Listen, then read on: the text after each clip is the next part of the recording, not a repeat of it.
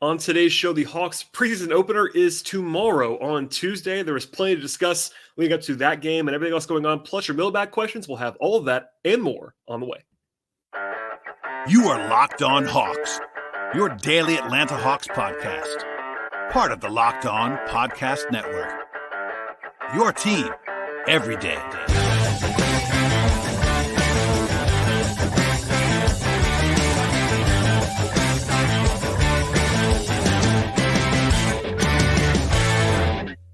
Hello, friends. Welcome to episode 1563 of the Locked On Hawks podcast. I am your host, Rowland, coming to you on a Monday afternoon. And today's show is brought to you by Gametime. Download the Gametime app, create an account, use promo code LOCKEDONNBA for $20 off your first purchase with Gametime. And also at the top of the podcast, I should tell you to make us your first listen each and every day, anywhere you get your podcasts. Please check us out and subscribe. Places like Apple and Spotify, Google Podcasts, as well as YouTube on the video side. We've been very, very busy on this podcast in recent days. I'm sure some folks are jumping back in now as the season is now rapidly approaching. We're recording this podcast on Monday afternoon. The Hawks open things up on Tuesday. Normally I'd wait until a little bit later into the evening on Monday night, but the Hawks have open practice tonight. Also have to cover a Braves game. I have many commitments coming up in the coming hours, but I want to get you at least one podcast between now and the opener on Tuesday evening. So here we are. Also, in recent days, I had a two-part episode with Glenn Willis at the end of last week talking about all things preseason, looking ahead to some scheme stuff, some observations, what to watch for, etc. And then I had Robbie Callan on the podcast on Friday evening into Saturday talking about the latest in the over-under series that we've been doing. We have probably one more installment of that coming up at some point in the next couple of weeks, but it has been very, very busy. And again, the Hawks do have the first public look at the team on this, actually tonight as I'm recording this podcast, Monday evening at Steppan Rule. Not always the most in-depth basketball situation, but always good for the fans to kind of see the players up close and personal in the arena. And then again, just 24 hours later, the Hawks open their exhibition schedule on Tuesday evening against Cleveland at home. One more plug at the top of the podcast. I'm actually going to be doing sort of a meet and greet after the game. So if you're already coming to the game, it'll be myself and Glenn Willis, Kevin Chenard, Wes Morton. If you want information on that, check out Kevin's Twitter page as well as mine. I'll be sharing all that kind of stuff. But basically, you have to come to the game. And then hang out after the fact. You'll actually have to get a wristband from one of us and then just come and hang out with us. Nothing formal necessarily, just an opportunity. Glenn's in town and a fun time potentially on Tuesday evening. Okay, with that said, most of the podcast today will be mailbag questions, but first some news at the top of the show. Some procedural stuff from Atlanta on Sunday afternoon. The Hawks waived Jarel Joyner and Keaton Wallace on Sunday. This is not a surprise at all that they were waived in particular. The fact that it happened this early is at least not like shocking by any means, but certainly it wasn't on a lock to happen this early. Number one, again, this was expected all the way along. They were signed to deals that were pretty much designed to have those guys be sent to College Park at the end of training camp. There really is not really a battle for a roster spot. The Hawks have a full roster at this point in time. So anybody else that they brought in on basically a non-guaranteed camp deal was just geared to extra bodies for training camp and also just to have guys around to go to College Park. Number two, as I said before, they have a full roster. And as of this recording, we are not aware of any injury concerns for the Hawks as they enter the preseason. Now, of course, they could have some in the next couple of days. I'm sure not everybody's going to play in every preseason game, but at the same time, the Hawks have 18 guys on their roster, 15 on the roster in full, and then 3 two-way guys. Not a lot of room for invitees to get any kind of playing time in the next few weeks as well. And then the last thing is, and this is actually that Seth Partnow pointed out to me and kind of reminded me of, but it's a good point.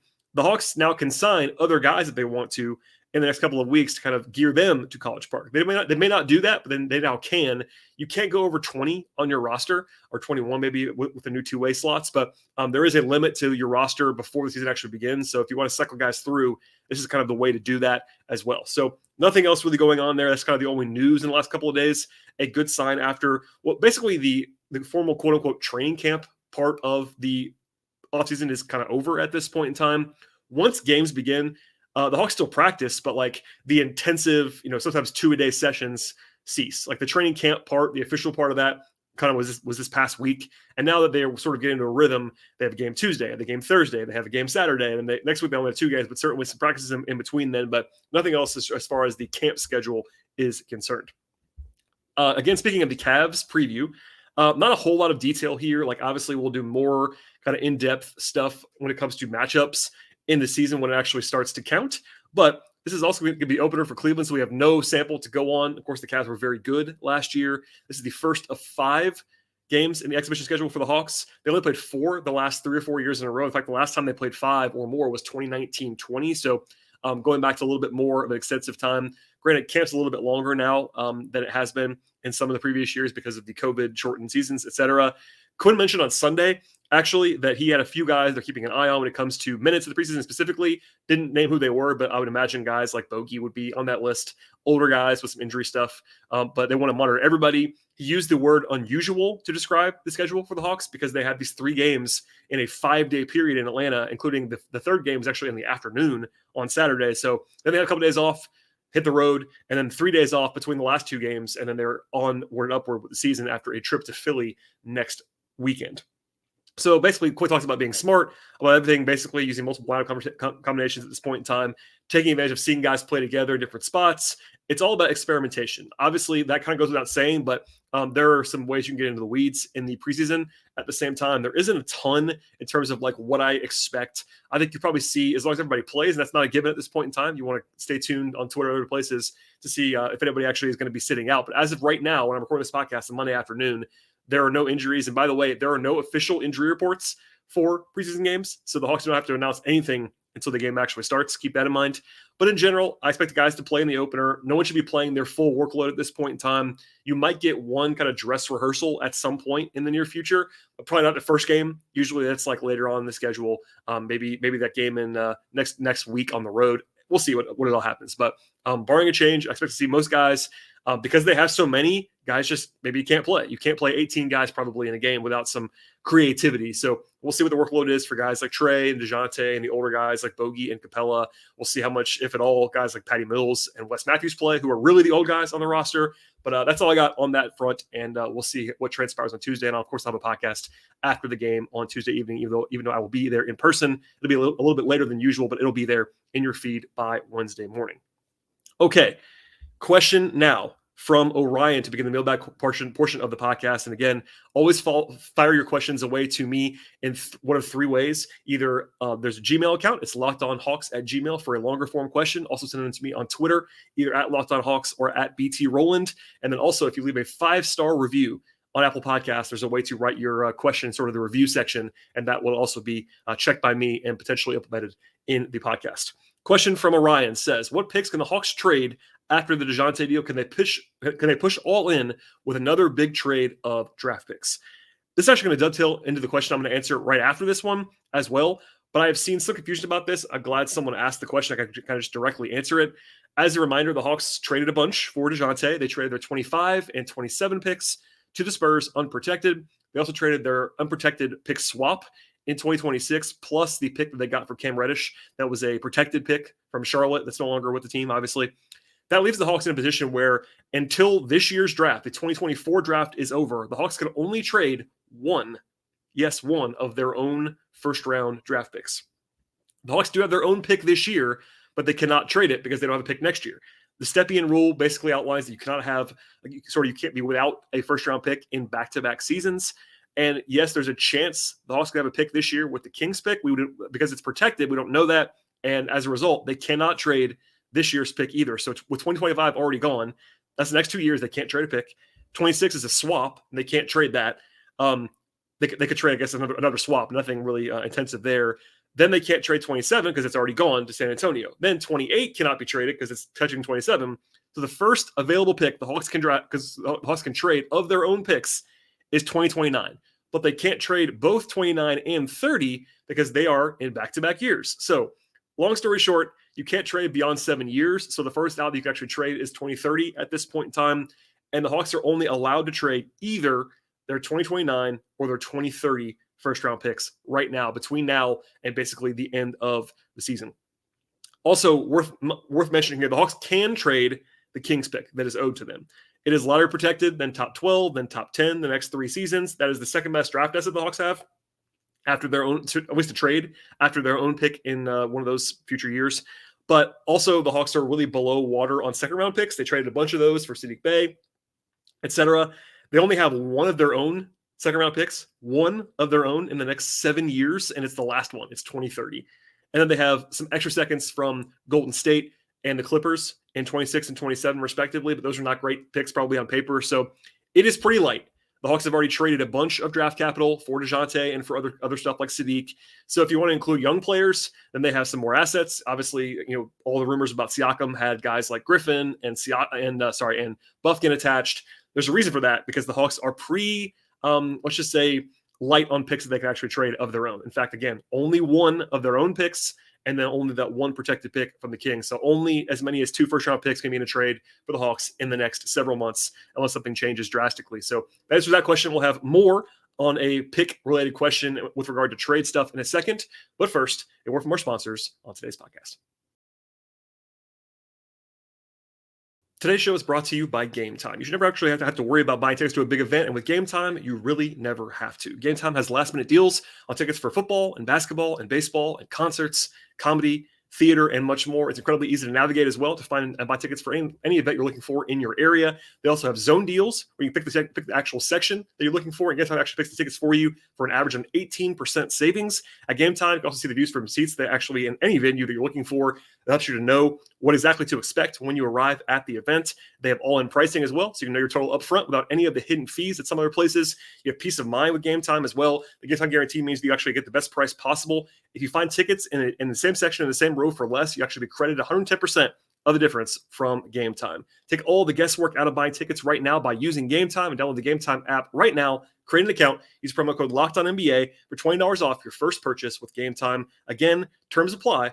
Create your account now. Redeem your code LOCKEDONNBA. $20 off with Gametime. Download the Gametime app today. Last minute tickets, lowest price guaranteed.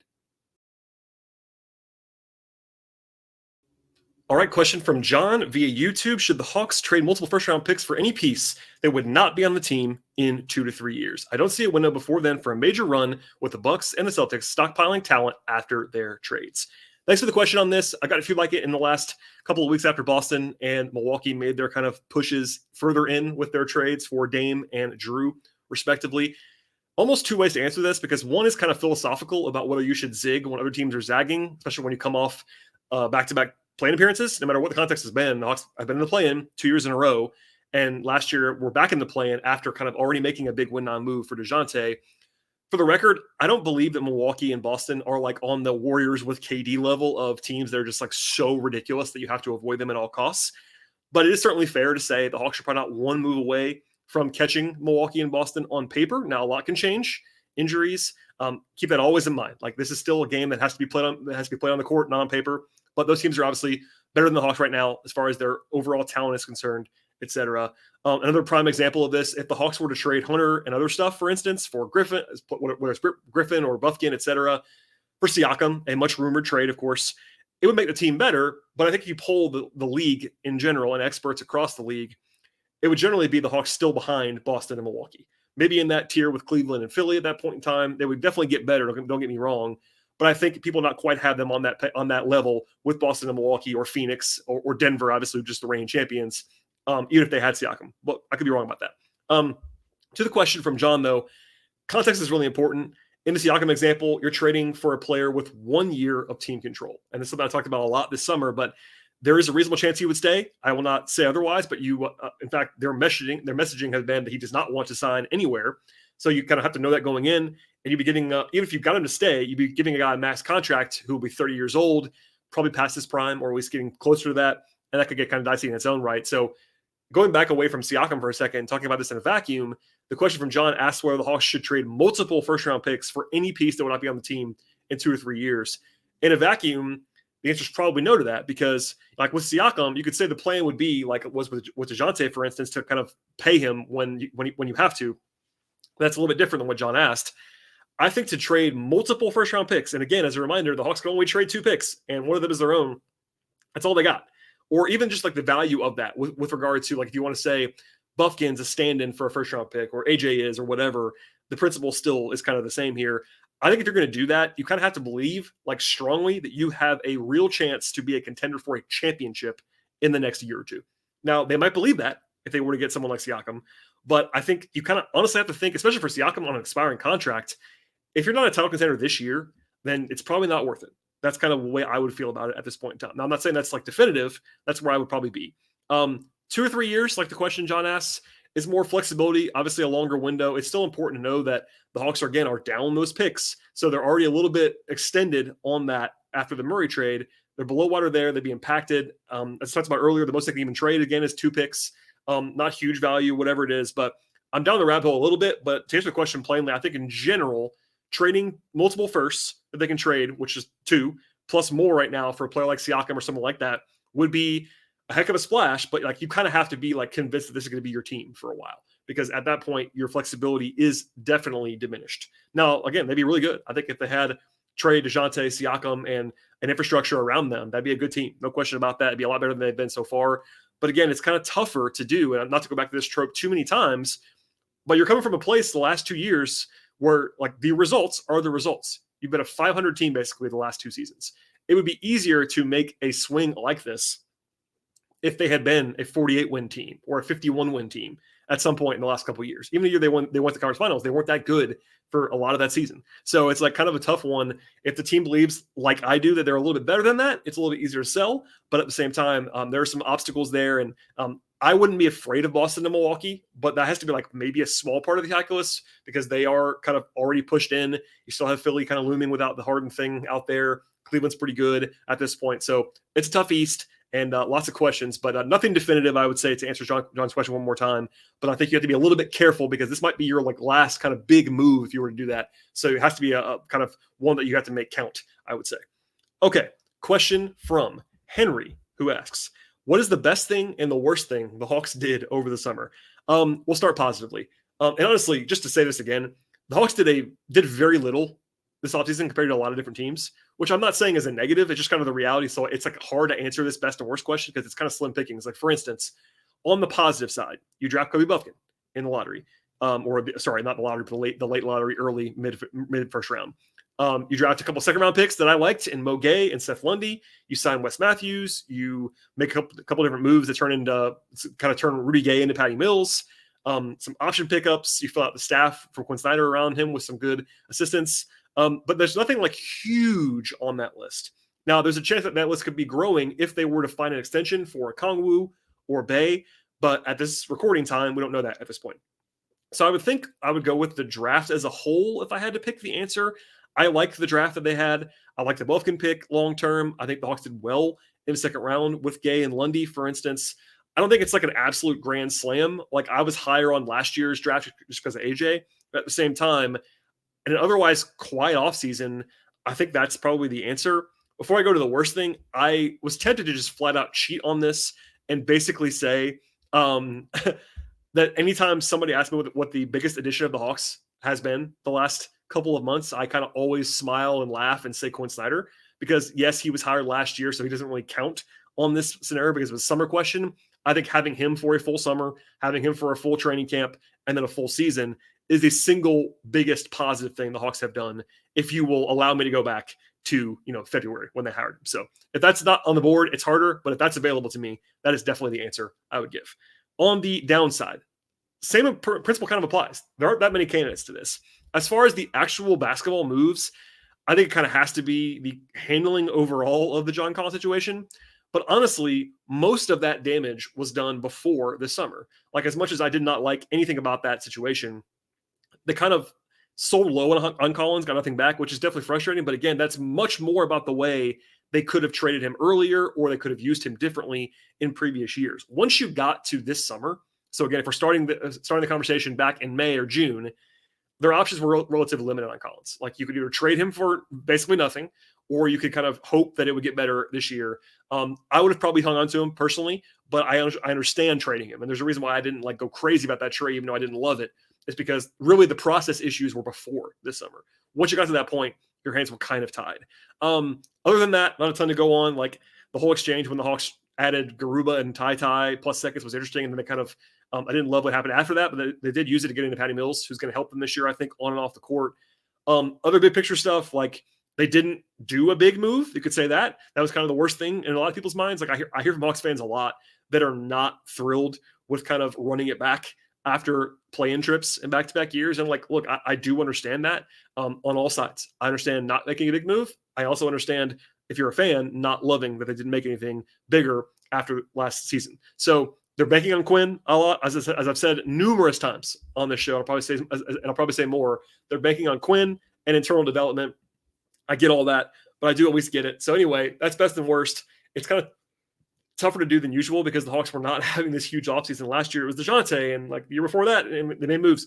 This year it was pretty quiet. So we'll see if that kind of pays dividends with, again, the addition of Quin Snyder and his staff and a full-on summer camp and season with that group.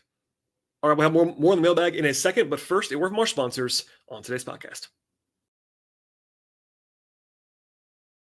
Today's show is brought to you by Jase Medical. Everyone should be empowered to care for themselves or their loved ones during unexpected times, and that's why Jase Medical offers the Jase Case. The Jase Case provides 5 life-saving antibiotics for emergency use and gives you peace of mind that you're not just hoping that you have access to the medication that you need in the event of an emergency. Jase Medical also helps you make sure that medication arrives in your hand, and they do it very simply. They handle everything you're looking for, from online evaluation to licensed pharmacy medication delivery to ongoing consultation and care. And with Jase Medical, you will not be caught unprepared, something that I know is very valuable in every aspect of life. As a listener or viewer of this podcast, save more than $360 by getting life-saving antibiotics from Jase Medical, plus get an additional $20 off by using the promo code LOCKEDON at checkout at jasemedical.com. Check out jasemedical.com, additional $20 off by using the promo code LOCKEDON. That is JASE medical.com, promo code LOCKEDON. All right, 2 more, and then we'll get out of here before the game on Tuesday evening. One from Davis, who says, it seems like the team is banking on internal growth to make the leap this year. What specific skills and areas of improvement do you think they're looking for out of Johnson, Griffin, and Okongwu?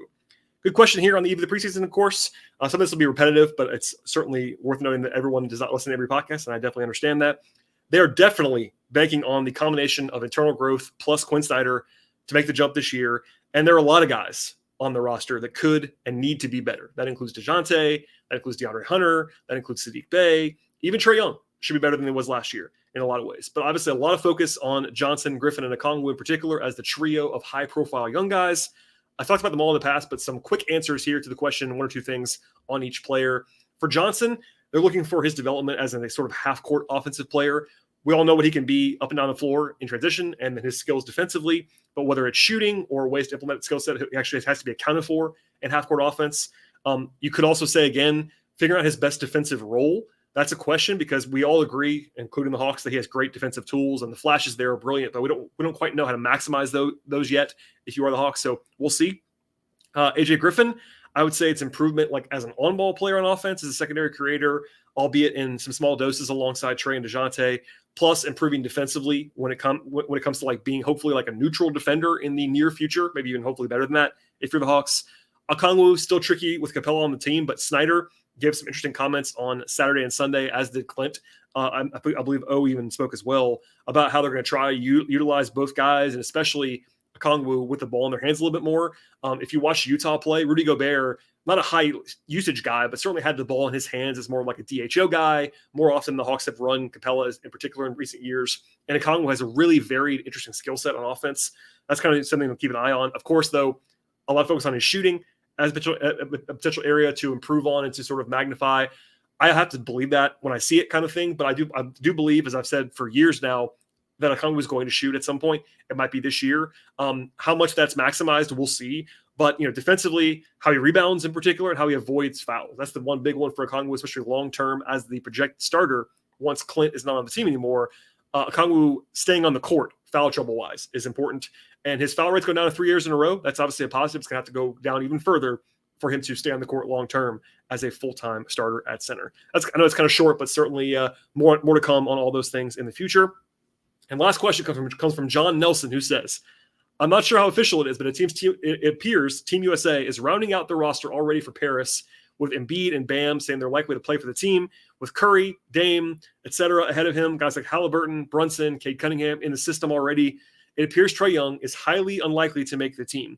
Nothing new or surprising, but it's almost laughable how he's overlooked at this point. It may never be in the cards for him to play for Team USA, which is a mistake. But if Trae really wanted to get on the international stage, is there a realistic way for him to play or join another country's team? Before I answer the question itself, and an interesting one from John, I do believe that Trae's been kind of screwed, honestly, by Team USA and the whole thing there. I think it would be very reasonable to put a team together for Paris without Trae. That's not controversial, I don't think, unless you're a Hawks fan. But everyone seems to want to play in Paris, and I get that. And legitimately, like, there are arguments against Trae, the size, the defense, etc. Those are like real things. Now, they're certainly overstated by many, many, many people. But I think if you're literally just picking the 12 best players from America and putting a team together, I wouldn't be bothered by leaving Trae off.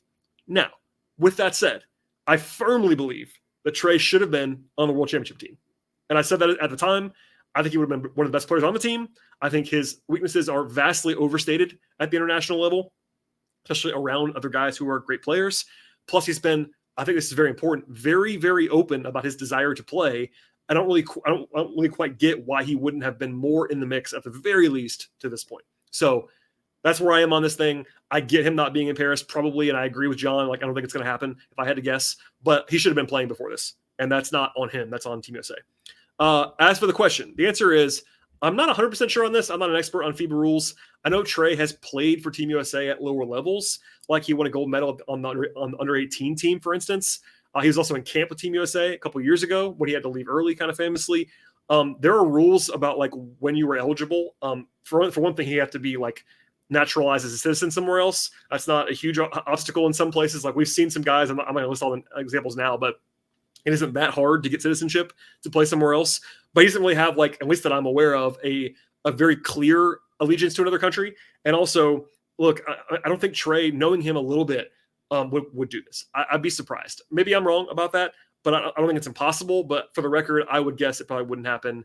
And I don't think you want to do that. I think he's been unfairly left off some teams. So to this point in time, we'll see if he's even like invited to camp or whatever for Team USA for 2024. But for now, I think it's all about the season, and we'll roll with that at this point in time. All right. That's all I have on a Monday afternoon into the evening. Please subscribe to the podcast anywhere you get your podcasts, places like Apple and Google Podcasts and Spotify and YouTube on the video side. Please leave 5-star feedback, ratings and reviews, Apple, Spotify, etc. Follow the show on Twitter/X at Locked On Hawks. Follow me there at BT Rowland. I have a Patreon as well that will be ramping up in the next couple of days. Patreon.com/BT Rowland for some written content and some extras, etc. on that particular feed. But yes, one more time, thank you for listening to the podcast, everybody. I really do appreciate it. We are almost there. I will have my first post-game reaction on Tuesday evening. So stay tuned for all of that. And we'll see you all next time.